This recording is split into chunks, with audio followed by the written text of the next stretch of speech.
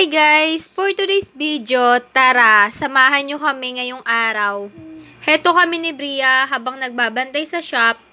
Pinapainom ko muna siya ng tubig bago ko siya pakainin. Ito nga pala yung kakagising niya lang pero napag-toothbrush ko na siya. After nga nun, kinarga ko muna si Bria. Ayan, napagkatangkad na ng bata na yan. Habang wala pang customer, may pagkakataon na mag-alagaan pa kami dito at maglambing-lambing pa yung bata-batuta na yan. Mas active at mas maraming natututunan si Bria ngayon. Mas masarap na rin siyang alagaan. Tapos mas marami na siyang alam. Habang sinusubuan ko si Bria dito, abay tawa ng tawa, napapatawa na din tuloy ako. Guys, samahan nyo kami kung paano namin inaalagaan si Bria. Sa journey namin na to, marami tayong matututunan at malalaman. Dahil ako, inaaral ko pa rin ang kondisyon ni Bria. Sumasali kami sa mga groups ng cerebral palsy and epilepsy dahil alam ko na yung nararamdaman nila ay same sa pinagdadaanan din ng buhay namin. Sobrang nakakatuwa guys dahil nagkaroon kami ng seminar at nagkaroon ng pagkakataon magkita-kita ang mga person with cerebral palsy. Tuwan-tuwa nga si Bria. Buhat nung Wednesday, ang saya-saya niya na. Nakita niya yung mga ates and kuya niya. Talaga namang masayang-masaya rin sila. Natutuwa nga din sila dahil si Bria ang bata pa pero talaga namang sumasali kami sa mga ganoong group. Isa din yun sa mga Ayan, tumutulong na si Bria mag-voice over. Isa din yun sa mga stress reliever naming mga magulang, lalo na sa part kong mga kananay. Ang magkita-kita kami dahil alam ko na marami akong matututunan sa kanila. At gayon din, i-share din namin yung mga experience namin kay Bria. Heto, pagkatapos kong pakainin si Bria, ipinahinga ko muna siya sa stroller at pagkatapos pinaliguan ko na siya. At dito na ulit kami sa shop, sinusuklay ang kanyang mahabang buhok. Yung pagsuklay ko sa buhok ni Bria, I think, isang way din to para ma-therapy ang kanyang ulo. Lalo nga, yung brain ang na-damage sa kanya. Kaya sa kapwa mga nanay ko, fight lang tayo palagi dahil masaya at enjoy ang buhay natin. Gawin lang nating makabuluhan yung mga araw-araw sa ating buhay. After nun, ibinaba ko na din dito si Bria sa stroller, nakakapaglaro mag-isa. Bahala na siya dyan, ako po. Ang upo nga dito ni Bria nagkapalipalipit na, pero kailangan ko talagang i-correct yan. Isinuot ko na dito yung ortho shoes ni Bria from Teo Merchandise para maiwasan talaga yung sobrang paninigas ng kanyang mga paa. Para in the future, makapaglakad si Bria. O, diba? Positive lang tayo, guys. Nung nag-clonus yung kaliwang binti ni Bria, dahan-dahan ko lang tong in-straight pero hindi siya talaga totally na straight. Tapos, ayun, nag-clonus pa rin pero mawawala din naman yun.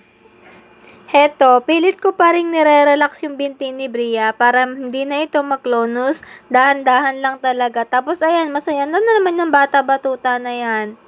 Yung posisyon ng pag-upo ni Bria, dapat nakakorek ito para hindi siya magkaroon ng maraming deformities. Sinuklay ko lang uli yung buhok ni Bria pagkahaba na talaga. Tapos nakapaling yung upo niya dito dahil nga yung kaliwang binti niya ay umurong. I mean, yung balakang ni Bria ay hindi pantay. Pero ganun pa man, may mga ilan akong exercise na ginagawa sa hips at saka sa binti ni Bria para makatulong sa kanyang balakang. Sabi nga, mas masarap daw magdala ng problema kapag palagi mo itong tinatawanan. Ay talaga namang yung batang to tawa na lang ng tawa kahit ang dami-daming problema o kahit may masakit pa yan. Isang tawa nga lang ni Bria, minsan kahit seizure na yung pagtawa niya, abay talaga namang natutuwa pa rin kami. Pero pag alang namin seizure yon, ay binabawal namin si Bria.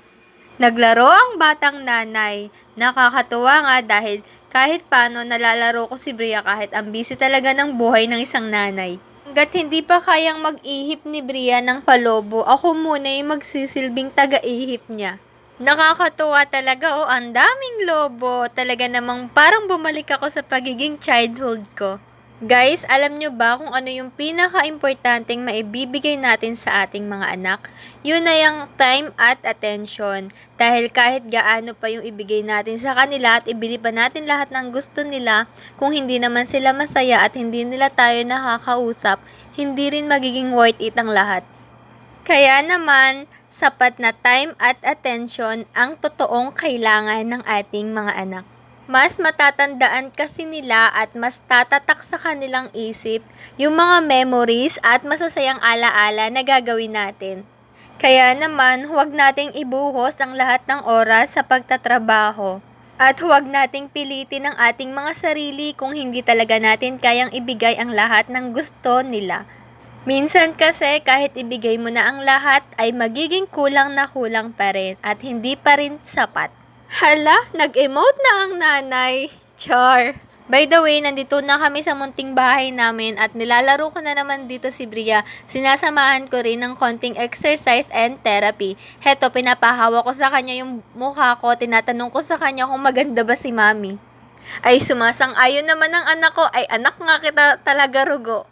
Pagkatapos namin sa ganong moment, inupo ko naman dito si Bria, ay nabundat nga siya sa mga pinaglalagay ko sa kanyang dibdib hanggang sa tiyan. After nga mangawit ni Bria, kinuha ko muna dito yung comfort zone ko na kulambo bago ko siya kuhanin sa kanyang stroller. Pagkakuha ko kay Bria sa stroller, inupo ko lang siya dito sa upuan namin. Tapos nilagyan ko lang siya ng sapin dahil hindi naman siya naka-diaper. Tapos inipit ko lang yung legs ni Bria ng hita ko. Isa din ito sa therapy na ginagawa ko sa kanya. I think kasi kumokorek dito yung hips niya, pumapantay yung kanyang legs. Uncontrolled pa rin yung leeg at ulo ni Bria, pero masaya pa rin yan dahil alam ko na may natatandaan siya. Niyakap ko dito si Bria tapos nanggigigil na ako sa kanyang pisngi. And then, inupo ko siya ulit dito sa stroller. From Teo Merchandise, binili ni Daddy.